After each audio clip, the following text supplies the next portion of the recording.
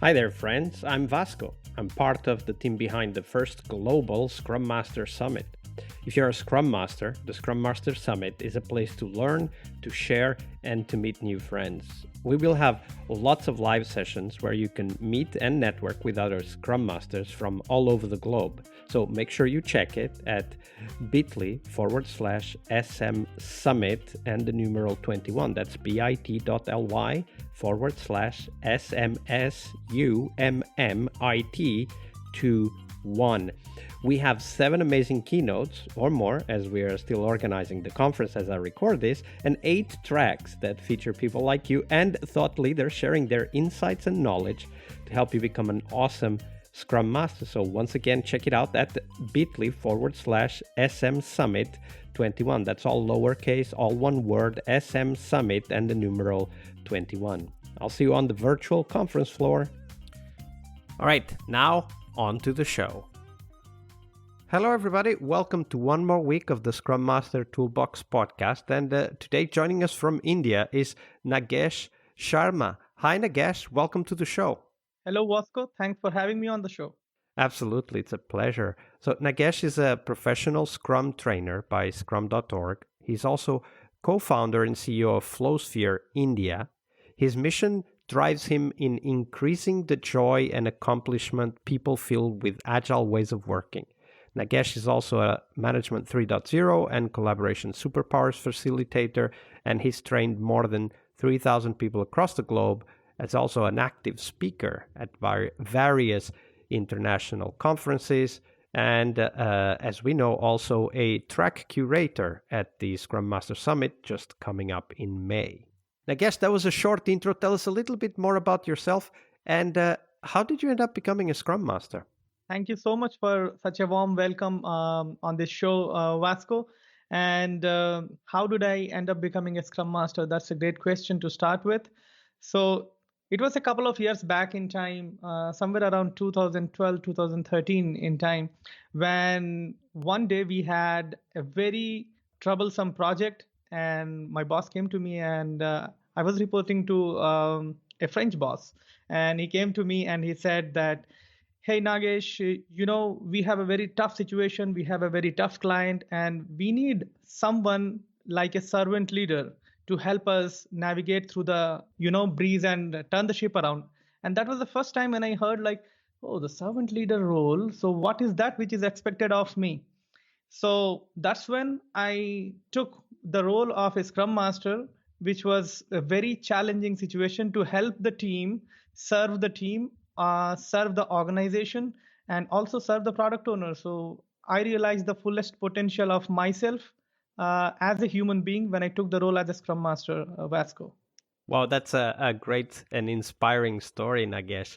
Of course, we might actually be diving into that story. I don't know. But today's Monday, so we want to talk about a story of a difficult moment, perhaps this one or some other, where you as a Scrum Master, you did your best, but at that time, of course, the best just wasn't good enough. So talk us through that story, and later on we will dive into the details and the insights and learnings from that. But walk us through that story. How did that story develop for you?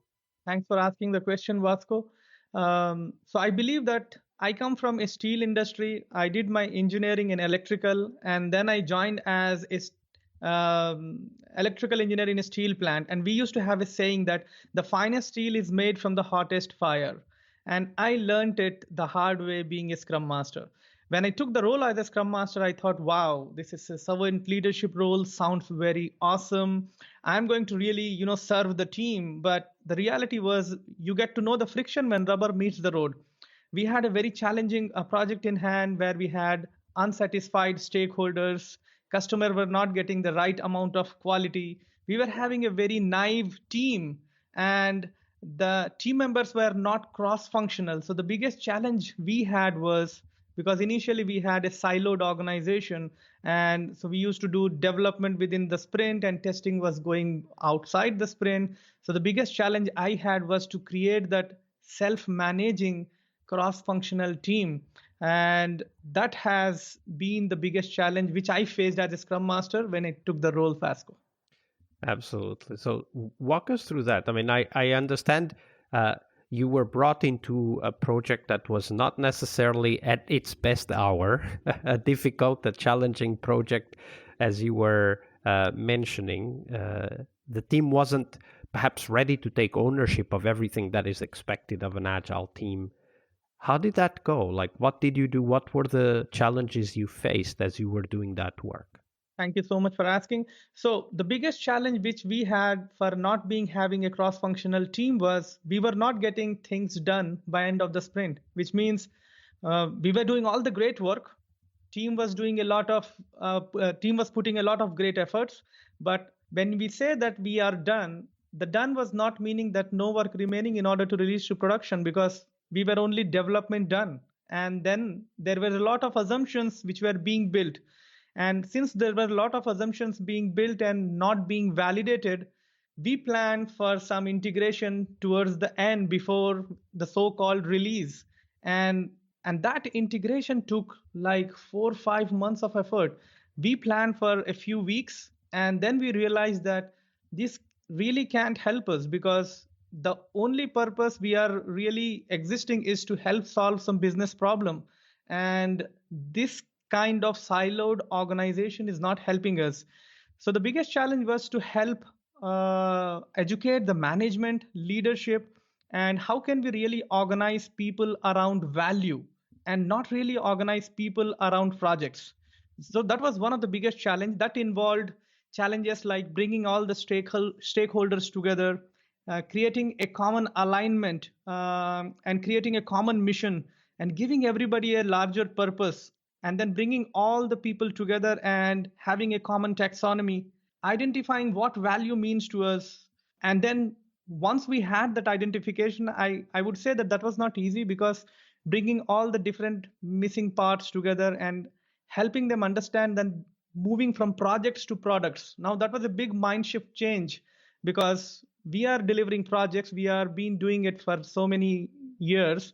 Now suddenly you ask people to move from projects to products, and that require a lot of structural changes, cultural barriers are there.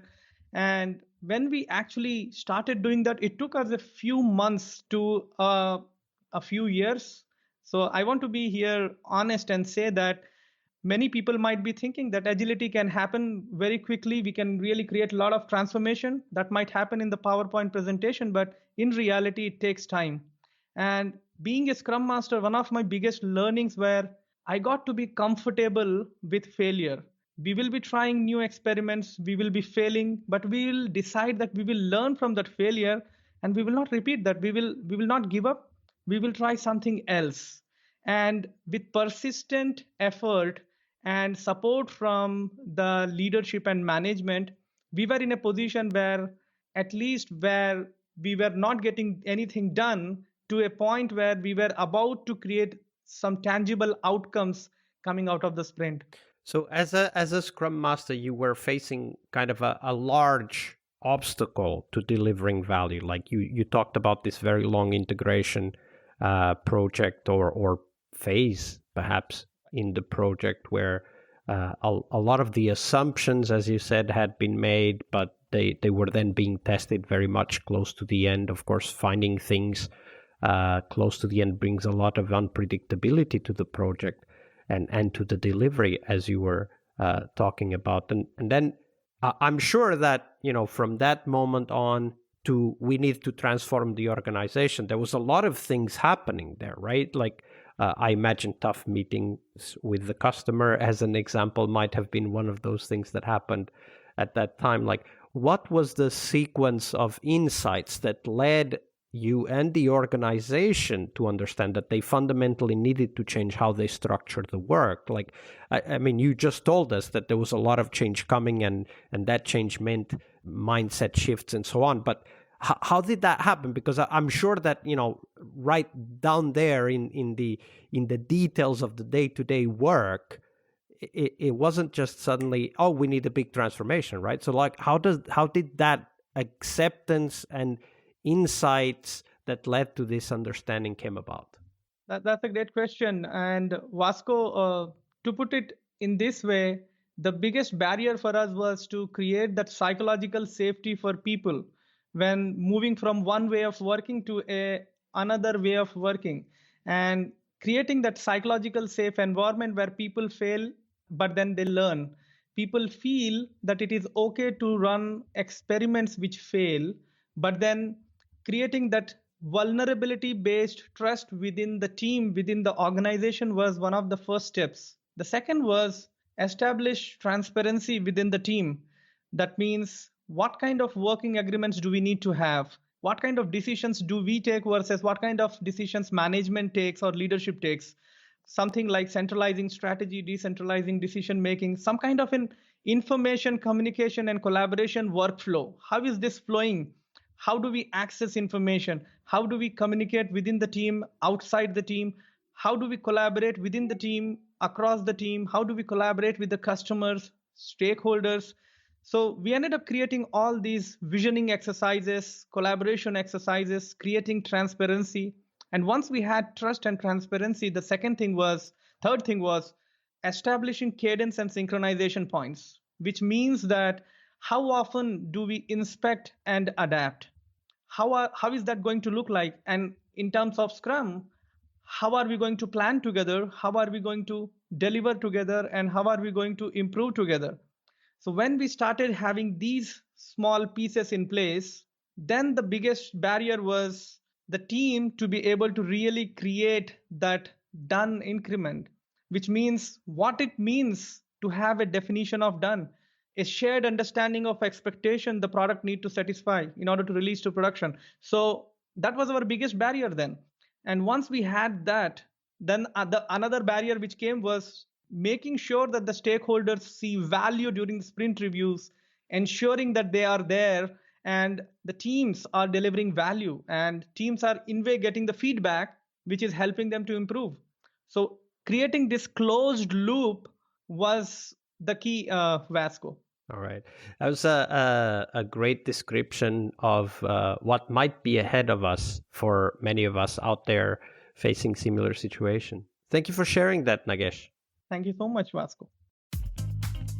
Monday is about what we learn from our obstacles and our failures. But tomorrow is Team Tuesday here on the Scrum Master Toolbox podcast. We explore teams and their journeys, the habits they develop that threaten their performance, how each of our guests helped their teams evolve, and the one key lesson they learned from that experience. We really hope you liked our show. And if you did, why not rate this podcast on Stitcher or iTunes?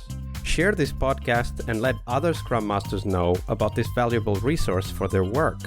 Remember that sharing is caring.